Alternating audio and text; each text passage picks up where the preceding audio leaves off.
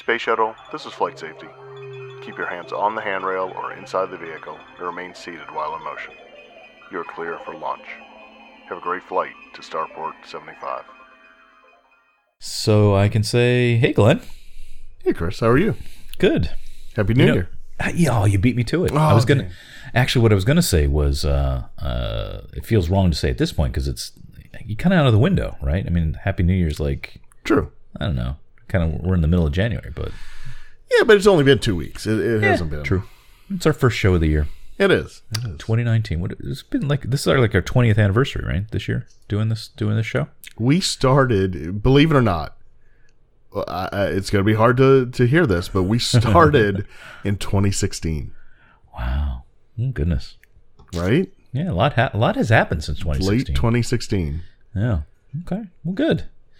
Well, let's get on it. We're going to try and roll through some news, right? Yes, we are. All right. Let's do it. And just in case anybody really likes it when I talk a lot, Glenn has told me not to talk so much. So it's going to be all his show. Okay. All right, so the first thing we have is a little bit of follow-up. Last show, we talked about Disney was going to introduce a new logo for the Hollywood studios. Mm-hmm. Well, I took that to mean, and it's probably my own, I read it wrong, my own ignorance, whatever, but they did. They introduced a new logo for the Hollywood studios. But it was for the 30th anniversary this year. So it is a new logo that they're going to use on merchandise. But it's not a renaming of the studios yet. You just had to throw that in there, right? Yeah. Yet. I'm not wrong yet completely. Right. So anyway, it's cute. It's a 3 and 0 in the 0. They the first one they introduce is Mickey and Minnie saying standing there. But what they're going to do is they're going to change out the characters on different merchandise and signage in the park, and so that will change. But yeah, it's nice. I'll link to it in the show notes. So. Yeah, it's cute. The 30s like an Art Deco kind of Hollywood Studios kind of vibe. I like it. I didn't realize they were going to have different characters. But, yeah, I like the Mickey and Minnie because we got the new Mickey ride coming, right? So, right, and yeah, exactly. Yeah. Okay. Well, it's a good share. It's cute. You seem kind of blasé about it. I like it. No, I really do like it. it. Okay. I like the gray or silver color, whatever color it's going to be. Yep. No, I do like it. I was just disappointed that they didn't actually rename the. Yeah, so this will be like on shirts and mugs and whatever. Yeah. Like I kind of like it. It's cute. And you know what? Like people told me that worked at the Hollywood Studios so many years ago. This may be a collector's item soon if they change the name, right? Yeah. Well, that's true. That's true. They're only gonna make like 1 billion of these. Right. It's Disney limited to the number they can make. Limited to the resources on the planet. Just like it's their pin strategy. Exactly. You'll find it at the outlet store not long after. Yeah. So. We mined all the metal. We can no longer make pins. Exactly. It will stop. Cool. All right. What's next? All right. So that's the follow-up I just want to bring up. And now, a trip report from Chris on Chris's Disney adventures. So now we're going into, let's say, a little bit of discussion. I think you actually took a trip out to Disney. Yeah, a rare trip. I'm nervous about this because I'm gonna stumble through all these thoughts, and you're gonna have to edit this down to some sort of cohesive thing. So bear with me, and I'm gonna try and keep it short because we're trying to keep these shows tight, and I tend to wander. So bear with me. So we talk a lot on this show, and sometimes we've mentioned sometimes the talk gets a little bit negative, like we kind of down on Disney because there's it's certainly a lot of. How should we say, trouble spots you could see in sort of how the Disney organization runs and Disney parks and all that, right? Mm-hmm. But I think I mentioned to you in the last show that we were going to go to Grand Floridian as we usually do on Christmas Eve, and just to do a character breakfast. It's just because that resort it just feels Christmassy, right? It's all sure. just the way it is. It's like it feels like Christmas Central there. So we went there, and I'm so bad with names. But the character breakfast was fine. We had a good server. That's not what I wanted to talk about. It did seem particularly crowded there compared to, because usually we have character breakfast and we just kind of wander around the gingerbread house there in the lobby and take some pictures and get our pictures with the tree. And usually I wouldn't say it's empty, but it's not it's not crushed with people. This time it was pretty crushed with people. So I'm not sure. They probably heard about it on the podcast that I was going to be there. Is kind of what I'm thinking. Yeah. It's the only natural conclusion one could come to. Of course. But they were nice, and they didn't, interfere with my family's fun. But anyway, there were a lot of people there. But that's not, I don't even want to talk about that. What I want to talk about is, we finished with our festivities there, and I may have mentioned before, I'm on crutches because that whole monorail thing. And so I'm sitting out on the bench out in front of the, at the loading thing, right? Whatever you call that. As people went off to get cars, and I could just sit there and be lazy. And so Grand Floridian has what you call a greeter, right? Now, greeter, the term kind of gets a bad rap because the whole, Walmart has greeters, and it kind of, but it's a different kind of greeter, right? Sure. And I should have looked this up. Maybe I can kind of sneak it a look up while we do this. But Grand Floridian used to have a much older gentleman was a greeter. Do you remember his name? Was it Richard? I want to say it was Richard, but yeah, I think it might be right. Can you edit it in later? Like we can just say Richard. Sure. Can you do that? Anyway, so I think it was Richard. Anyway, and he'd been the official greeter there at the Grand Floridian, and he'd be all dressed in sort of the period costume like they do there. And a couple years ago, he gave my son a little wooden coin that we still treasure to this day. And so we're sitting there. My son had gone to go get the car with my wife, and so I noticed there's a new greeter there, and I think his name is Jeremy. If not, we'll just say it is. Younger guy. And so, I was sitting down and I said, hey, do you have any more of those, do you guys still do those? And I started talking about Richard, and started getting some of the background about how, basically he and his wife came down in the 90s, and they just loved it, Disney so much, and he just loved doing that, and how, I said, boy, they should really, they should have a plaque or something about him somewhere there, because that's one of those things. It's not a official thing or whatever, but it's just, it's a big part of that. And through this conversation, I really started to get appreciation, sort of that fundamental appreciation of what I have about the parks and how they run from, an insider. Because he started telling me about, not all the resorts have greeters, and at one point it was only Grand Floridian, and they add others. And I guess there's I should have taken notes on names. I didn't, but I guess there's somebody called Auntie at Polynesian. Do you know this woman? Yeah, she makes the lays, right? Yeah. Yes. But she is the greeter essentially for the Polynesian. But I guess she's been there since it opened. I think he literally said she's been there since it opened, which is, I think, does that math work right? Or would she be like 107 years old? No, it would. I mean, it would work if she. Yeah, I mean, she could have started when she was 20, 18 or something. 30, somewhere in there, right? Okay, well, I think that's what he said, because that's what stuck with me. I'm like, really? Since it opened? Started talking about that, and then somehow he and I started talking about the really nice guy. Started just, and he could have been, going off to other guests, but he stayed there and chatted with me. Talked about the Contemporary, and he solved one of my biggest dilemmas about the Contemporary. And I've mentioned this to you before. I made a joke to him. I said, I said Contemporary was our favorite resort for so long. I said, for me, it fell off when they moved from the rectangular trees to regular trees. That's it. I was over the Contemporary, right? I've complained about that before. And I think this was sort of like the microcosm of everything I think, or at least from my opinion, how we feel about Disney, which is I'm upset that we lost some magic because we had these cool trees and they took the trees out and now they just have regular trees, and it's probably just to save money and, just mess with my whole appreciation of the parks. And he said, well, actually they did. And he could have been giving me a line, but what he said was actually they did that because Disney's arborists kept harping on the Imagineers that this was bad for the trees. It was killing the trees because they grow to a certain height. Because I don't know if you know this, but trees don't naturally grow to like cube shape. Wait, so what? They don't. Apparently, I thought these were cube trees that you could find somewhere, but no. Apparently, they cut them in that shape. Wow. So I'm like, here's a complaint I had about Disney that I harbored for literally years about this. And then once he gave me an explanation, I'm like, oh, okay. So it just kind of all gelled in this little 10-minute conversation.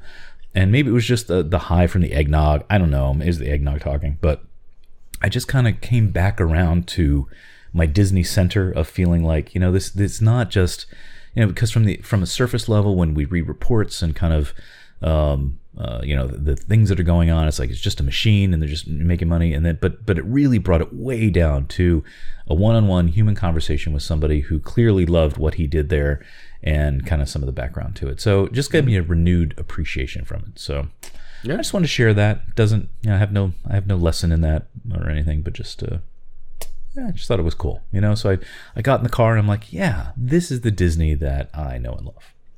Yes, I mean that's exactly, and that's why I did the college program.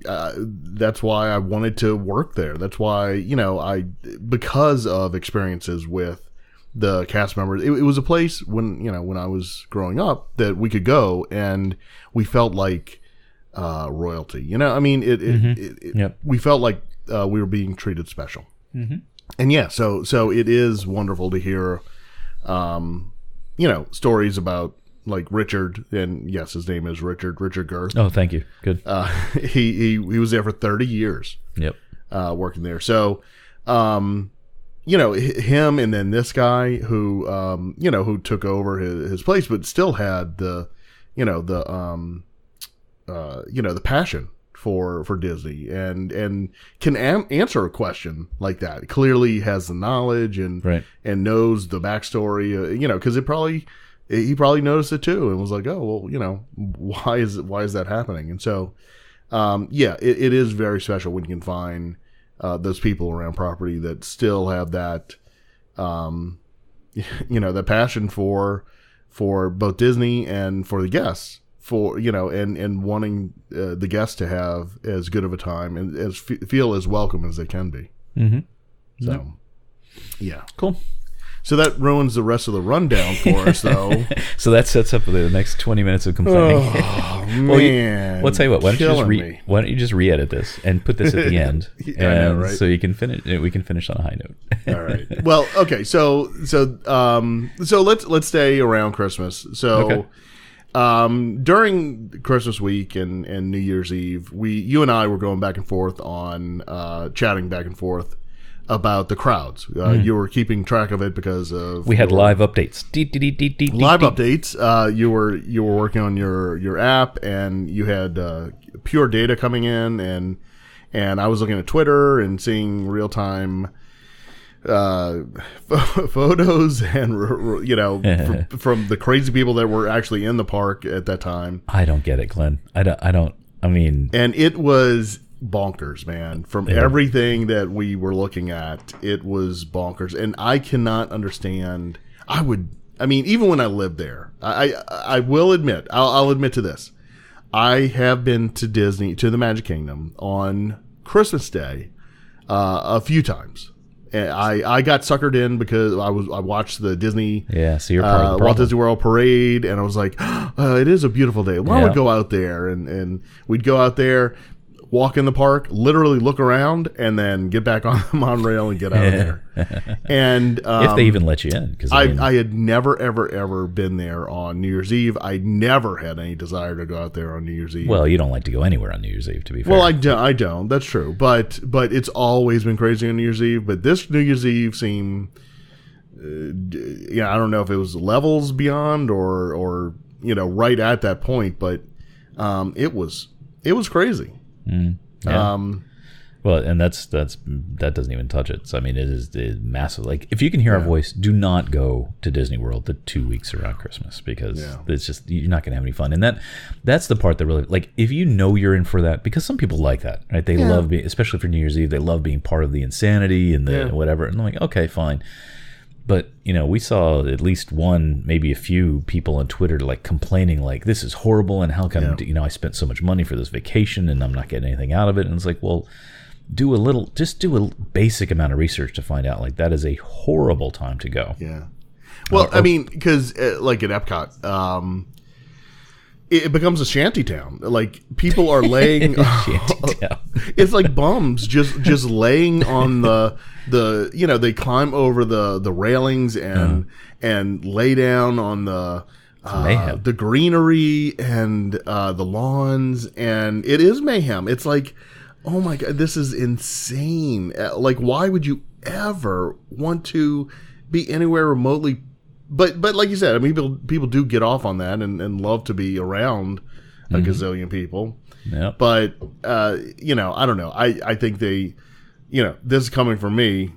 It's going to shock everybody, but they need to raise the prices for that week or something to try to. Well, you and I we talked about that while it was going on, right? Because that's what they. I mean, I guess they try to manage it slightly with the blackout dates that like the gold passes have and silver passes that like I could not go with the annual pass I have, and if I want to be able to go during that period, then I'm paying a couple $100 per ticket more per year, right?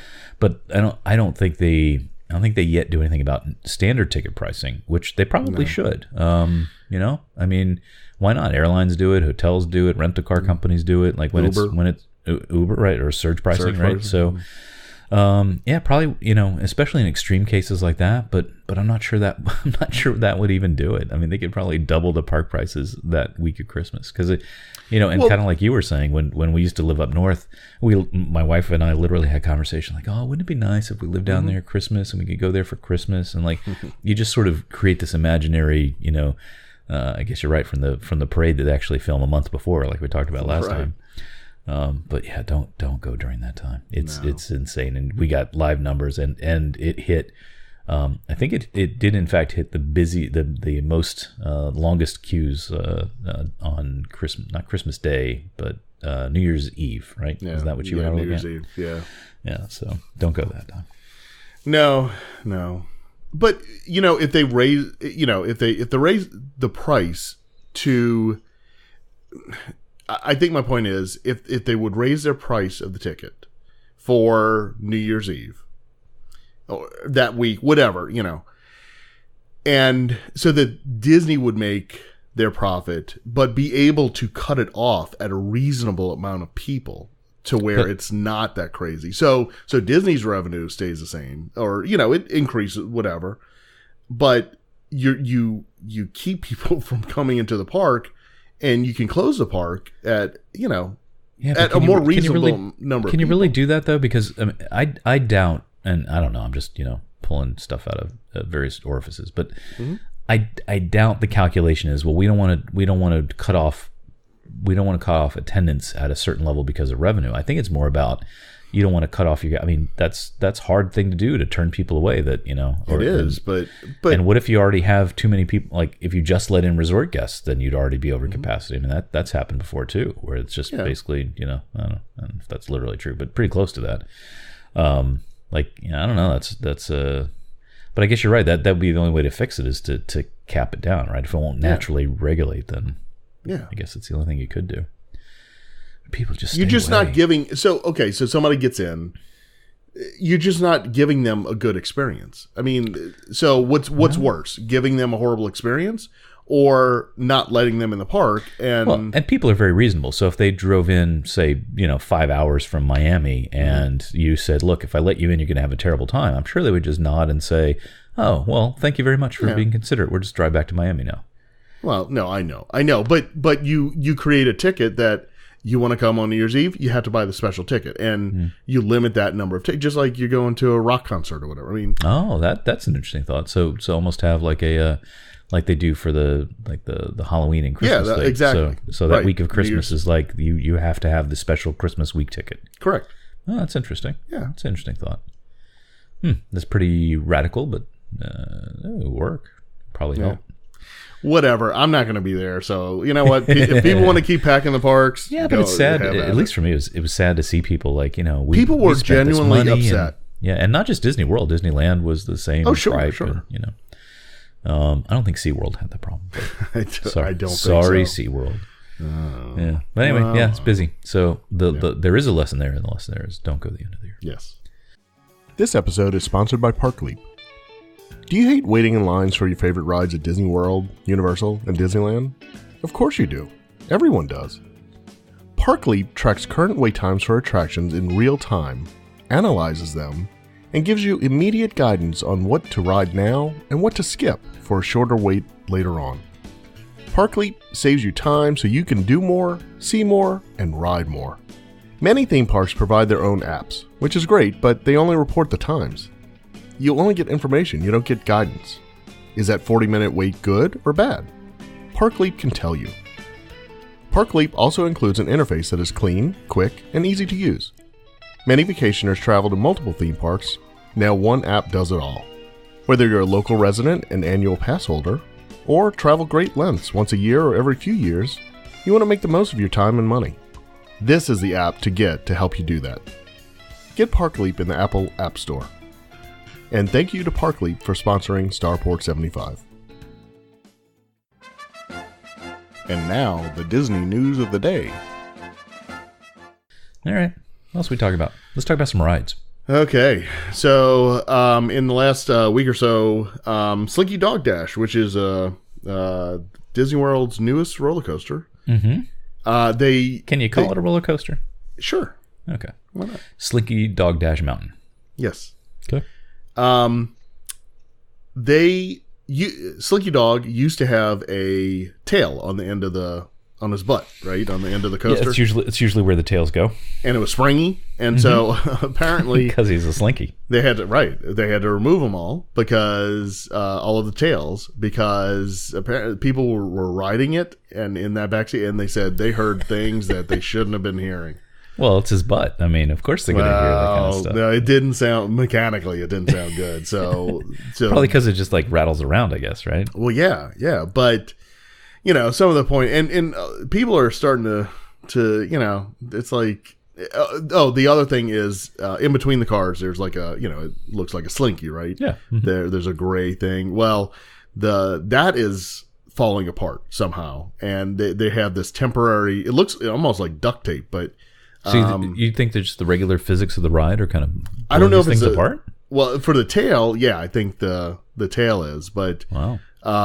The Slinky part, I don't know if people are grabbing that to hold on or what's happening in that. But that's realistic. Did you ever have a Slinky as a kid? Well, yeah. Oh my God. They only stayed a Slinky for like 10 minutes, and then they'd be all bent and deformed. And you could never right? untangle them. Well, you say that. All right. Sorry. Segue time. You can cut this out. Okay. So we spent like $1 million on our kids for Christmas because why not? Let's just spoil them and ruin them for the rest of life. But no, they get them all kinds of toys and electronic things or whatever, like all these fancy things. The number one gift for my 7-year-old this year was a Slinky. Really? We got him a Slinky. I don't remember why it came up, but we got him a Slinky. He played with that thing all day long. And yeah, it got bent, it got tangled. But one time it got tangled, I spent 40 minutes, but I untangled that. Okay. I did it. Well, that's good. I should have videos to show you. Anyway, so maybe that's what happened, is the roller coaster got all tangled up like a Slinky does. Yeah, maybe so. Okay. All right. So what are they going to do? Is it going to be tailless? That's a bad show. Well, it is, and that's what they're, I'll link to this article, but the very last, the issues above again point to cheaper materials used for the project, poor design, and poor execution. Oh my gosh! And Haters. that was my. Haters. That's what I was saying forever, is that it's just a cheap land that they threw up, and I that's unfair. Still, come on, that's unfair. It's not unfair. It's very true. But I don't think that translates all the way down. You can't say, well, because these are. We can't penalize Disney twice. All right, we can't penalize them for what am I trying to say? Let me put it this way: if you do things outside the box. And I can't imagine anybody else in the world has a Slinky Dog Dash roller coaster that they could copy this from, right? That have an experience from. But so if you do things that are new, you're gonna learn things and have problems you don't expect, like loose Slinky Dog butt tails, right? So show title right there for you. So you got to at least applaud them. Say, okay, well, they're trying. Like, we don't know enough about how this was. We have no evidence at all to say that it's because they use poor materials out of this. I mean, these are physics and a design that no other roller coaster has. So you don't really know until you start running the thing, right? Mm-hmm. Now, what they should do is they learn from this. They say, okay, well, we have to have a different mechanic for attaching the thing on, or whatever, right? Yeah, and that's what they're. The thought is that they are looking they need to redesign it some kind of way. And so, yes, I get what you're saying, but I don't know. Whatever. All right, Mister. Yeah, I'm still negative on. It's not just you. It's not just you. This came from other places too. But I'll say, you know what? For the people I've talked to that have gone on Slinky Dog Dash, they love it. I mean, it's a dinky little roller coaster or whatever, but the people like it. So, all right, whatever. What I would like to know, would really interest me. Yeah, it would be fascinating to see if there was like a full list of like every broken thing at every park. That would be pretty cool. It would be pretty cool. How do we get something like that? Do you want to? Can you go keep that? Can somebody pay you to go? I don't have enough time or access to do that. You could, but somebody has actually done that. What? Yes, I know. It's crazy, right? You're telling me somebody's gone out and inventoried somebody outside of Disney that doesn't work for Disney, because I'm sure they have their own lists, their own spreadsheets. I'm sure they do. So what are you saying? There's a list of broken things? Yeah, a list has been started on WDW News Today. Mm-hmm. They started a list of everything that people note that is broken or not working. Give me an example. So, well, obviously Slinky Dog Dash, but good one is how far down does it go? Like found popsicle stick on Main Street. Not that bad, but look, Splash Mountain. Splash Mountain, I don't know what it is about Splash Mountain, but there's a lot of water missing. Well, it's not that bad, but Splash Mountain always has audio and animatronics that aren't working, or lights that are out, or whatever. And so there's like nine items here for Splash Mountain. And this list actually was just published today, January 16th.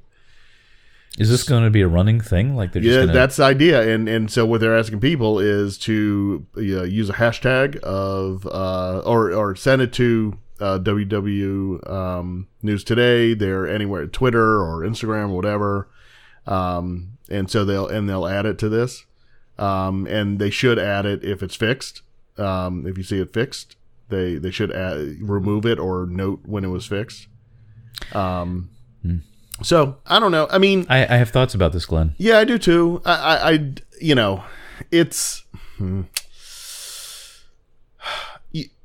look, Walt Disney World is a huge resort with 4 theme parks and a team of maintenance people, and I know that they are doing a good job at what they do. Okay. Mm-hmm. And you have normal wear and tear, and you have, you got 50,000 people going through Magic Kingdom every day, right? Exactly. So I understand all of that. I do. But the other side of it is Disney's not broke. They're not, they should be on top of everything. And what we know that they have cut budgets for maintenance and for entertainment and they've been cutting budgets. And so as they're raising ticket prices, there has to be a happy medium where you can go to the park and pay a premium to get into the park. And you shouldn't really, look, things are going to happen. Things are going to break just that day, and they'll get to it that night. But when things are down for an extended period of time, and when it's obvious, where it's lights are out, or a frog is he's just sitting there and sounds coming from it or whatever. I mean, when it's obvious, that should be attended to. So I know there's a happy medium. I think this is more extreme to try to put out a list like this and try to keep track of all of this. And what is the intent of a list like this? I mean, because part of me says, what is the value of this? I mean, because it creates a community where we're just like, aha, look, this sucks and that sucks and Disney sucks, and like what good does that do? Well, the idea is, I mean, you're shaming them into fixing things at this point, right? With this list, that's all you can do. Yeah, is put this list out and publicize it and hope that it gets eyeballs on it, so that people can, I don't know. I mean, somebody at Disney sees it and says, "Oh, we got to get this stuff fixed." But that's that's the best you can accomplish by putting this list out. Yeah, man, I got so many conflicting feelings about this. I know. So on the one hand, it just seems so negative and just pointing out flaws of things, and like you said, they have obviously a very strong team of a lot of people that care deeply about attending the parks, and they do amazing stuff, like to turn it over every day for the way that they do. I guess the crux of the matter is is Disney starving those teams by not getting them enough resources, but. Yeah. But on the other hand, I also wonder, because this creates kind of a vibe of, boy, it's not as good as it was in the old days. We would have never seen this back in pick your favorite decade. Mm-hmm. But we don't really know that. I mean, it's a whole different dynamic now because, we have the ability to do this kind of thing where we can crowdsource, crowdsource Disney's failures. And like maybe Mr. Lincoln didn't work half the time in the 50s or 60s, but, who was there to take video of it? You know what I'm saying?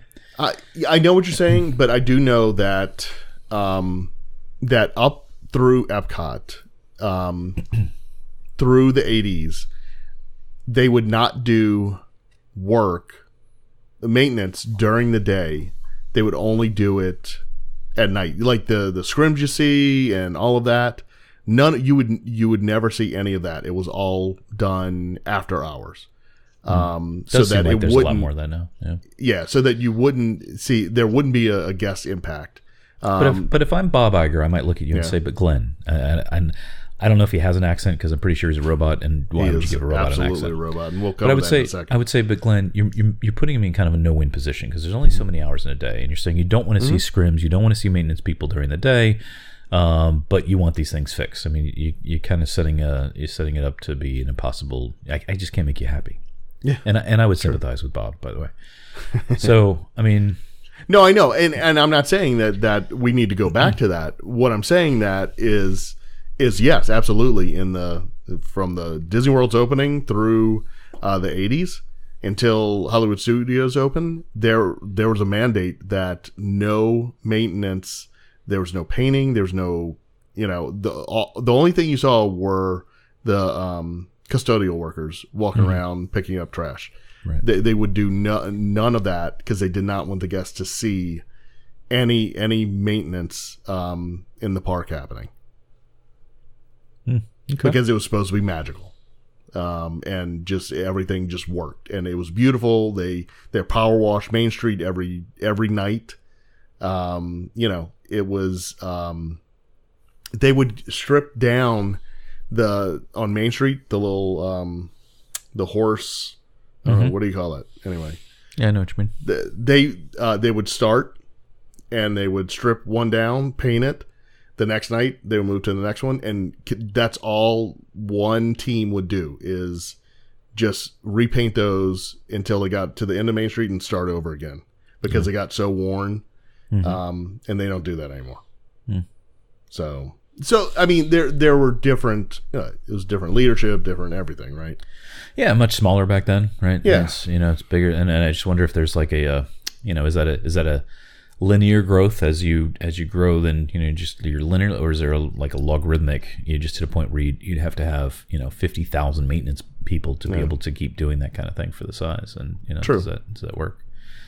But I will. The one thing I will say, and then we move on. But on this list, there's a picture of the rocks in Tomorrowland that were just painted that silver color. Yeah, it's wearing off, and I don't know where. Looking at this, I don't know if it's on the guest side or if it's definitely on the guest side because it's clearly like people leaning on it or walking past it or whatever. So it's wearing off, and so that the red from the previous paint job or whatever is showing through, and it looks awful. And I mean, something like that. That's the kind of because that is that, and that's why my conflicting thoughts. I see that, and for me, one of the most egregious sins is like when the audio animatronics aren't working. It's like because it's hard to imagine like why would that not be working? Like you know every up. It's not like you have to go to a vendor to order a new frog and you're waiting for the frog. Like you have control of all this stuff, right?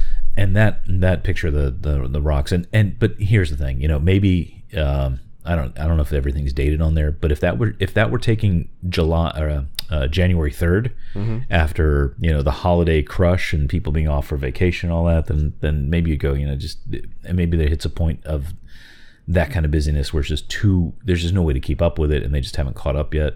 But that is a pretty, like, even I could walk through and go, hey, Jim, why don't you paint that corner there, because it's not silver anymore. Right.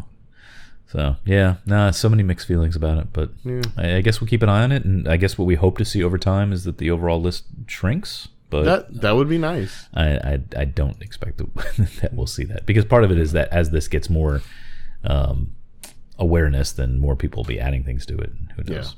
Yeah. All right, what else do you want to talk about? Let's talk about more IP. Okay. All right, so really quickly. I hope it's not about Star Wars, though. So during the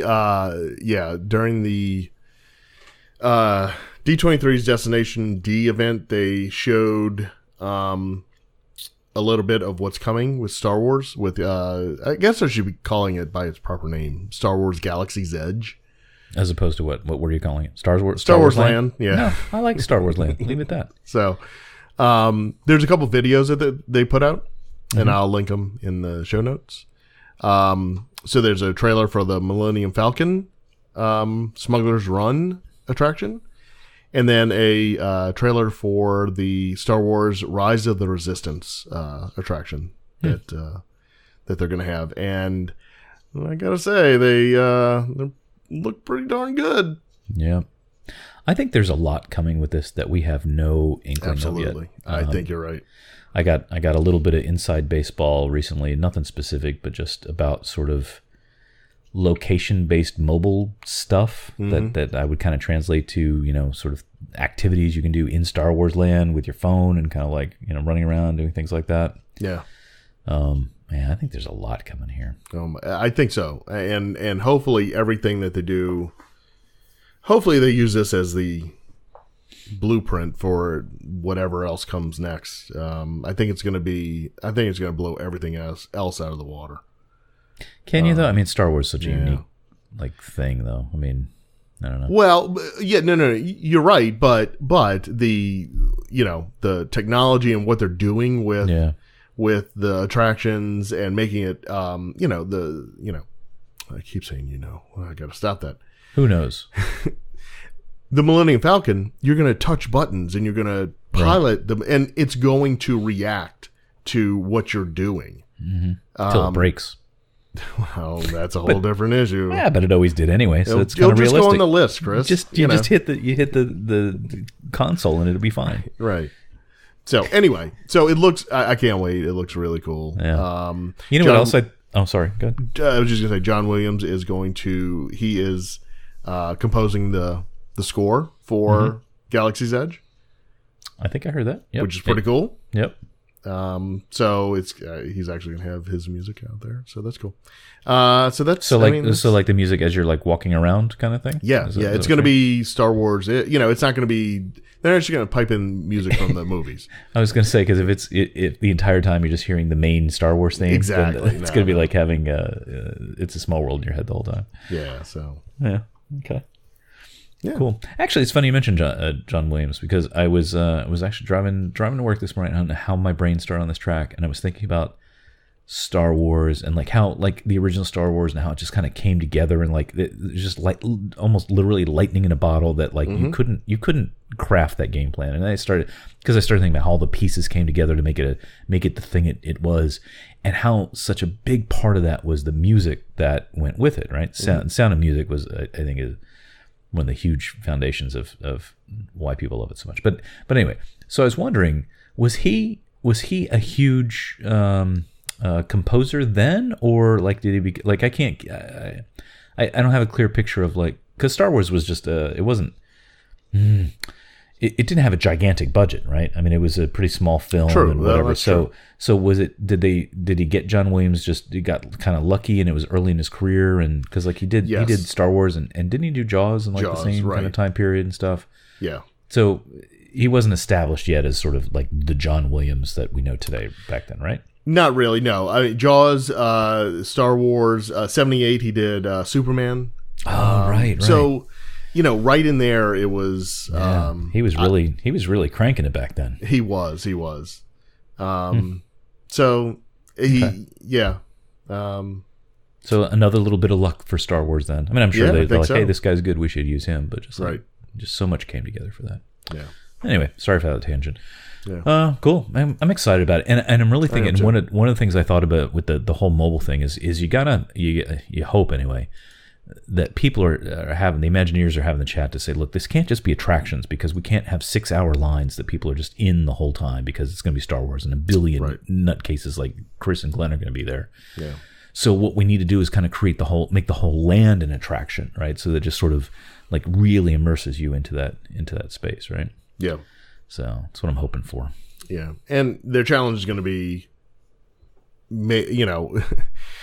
somehow, I don't know if they're going to limit the number of people that get in there or what. I mean, it's going to be crushed. They're already anticipating that for Disneyland, for opening day, they're anticipating 200,000 people. Oh my God! Trying to get in the park. Yeah, probably. So, they are starting to do things. They've increased the ticket prices in Disneyland to coincide with the opening of Galaxy's Edge there. They believe that Disney World will see a similar price increase to try to limit the people, but I don't think that's going to be it. I don't think we've seen everything that we have, are going to see from Disney to try to limit the people to get in there. Quite honestly, I think they're going to try. I don't know if it's going to be a ticketing like within the park, like another separate ticketing system. You've hinted it before about like a sub park something, man. I don't know. How do you do that? How do you? Well, you know what they may do? They may do a lot of extra magic hours type things for for the first year, and say like we'll have special nighttime things and early morning things that they charge extra for that. Because it is a big leap. Because it's going to be really hard for them. What am I trying to say? I think it would be very difficult to communicate to the world who is used to, you pay a park admission and you have access to everything in the park, to suddenly, it takes a separate ticket to get into that part, like you and I go to races, and we know that part of the racing is you pay to get to the race, and then if you pay a little extra for another ticket, you can get to the whole pits area where all the cars are worked on and stuff. But they don't. But that would be hard to communicate, I think. If only they had some kind of system where they had maybe a book of tickets that you had a certain. I've lobbied for this before. Don't I actually think that's not a bad system. I mean, look, it worked for many years. I still don't, you've explained it to me a dozen times. I still don't understand why that changed, but that's okay. Something about I don't know. Something about something. Oh, I don't have I mean, they just I don't know why. No, you gave me a cogent reason sometime. Yeah, that's when they switched it over. I really don't know.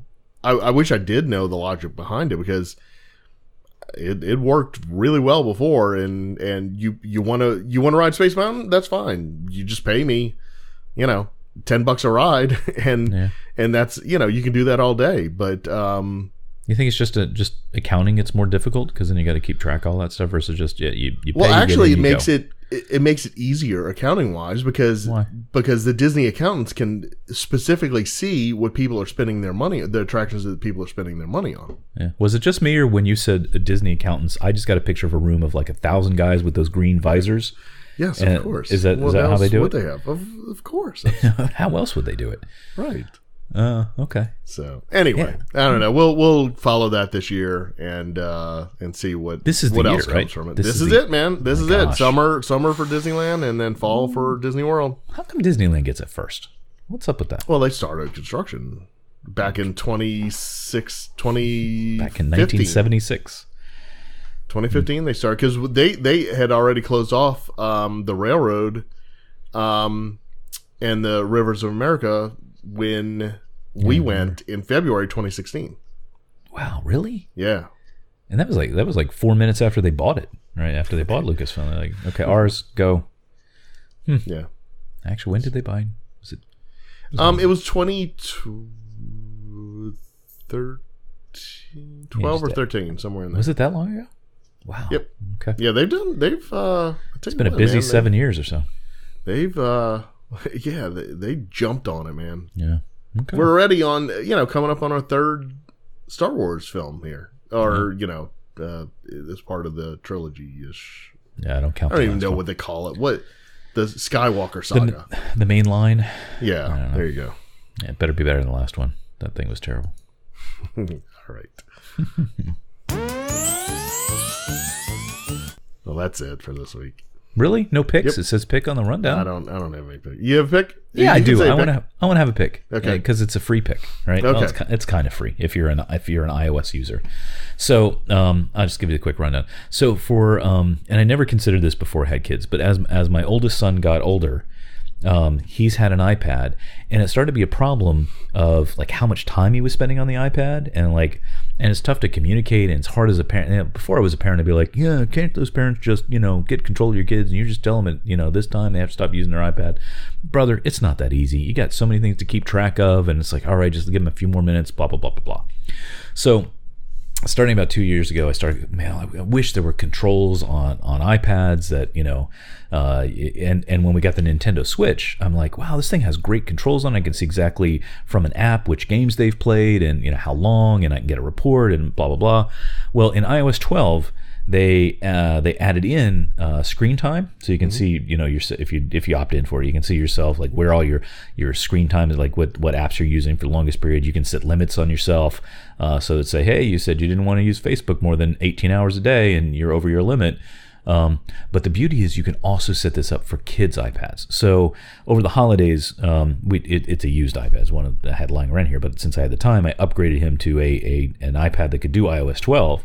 And I put on the family screen time stuff, and it works so well. We have it so it cuts off at a certain time of night. He can ask for more time, and I get an alert on my phone, and I can say sure or no or whatever.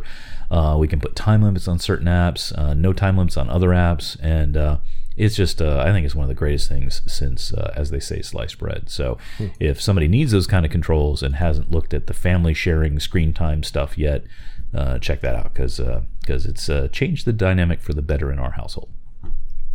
Cool. That's my pick. Very cool. Okay. All right. Play us out. I guess we're done. Yes, we are. See you. All right. Bye. Thank you for joining us on another episode of Starport 75. Follow Chris on Twitter and Instagram at CBGray, and Glenn on Twitter and Instagram at DizWiz. Follow the show on Twitter and Facebook at Starport75 and Instagram at TheStarport75. For all things related to the show, including show notes and links to connect with us, visit us at starport75.com.